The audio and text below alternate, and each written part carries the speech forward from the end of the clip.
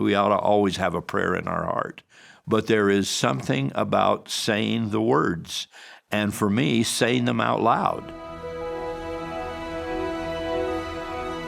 There are many lessons that come out of the Sacred Grove experience, and not the least is the opposition that Joseph faced before the great revelatory moment of the Father and the Son. Joseph said that he exerted all his power, took everything that he had, and so there's a pretty good lesson in that for all of us about muscular prayer, urgent, determined prayer to fight through, whether it's the adversary's opposition or the cares of the day or the distractions of our mind. I think one of the lessons that I get from that is the reminder to me personally that I need to say the words. Prayer is an expression of the heart, and we can pray silently. We ought to pray silently. We ought to always have a prayer in our heart.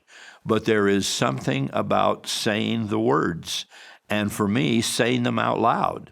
And so I'm reminded to not get by on the cheap, if you will, about prayer. We need to carve out time, and good time, high priority time, when we can say the words. Kneel where possible, be vocal, be out loud, and really have that communication. Individuals who might wait for their evening prayer until 11:30 and they're exhausted and the day has taken its toll and we get a kind of a half-hearted prayer out before we tumble into bed, I'd say move that prayer up when we're alert and attentive and can think about it and be powerful. This ought to be high priority expression, and just managing our life a little better, I think, can lead to that kind of vocal communication with the Lord.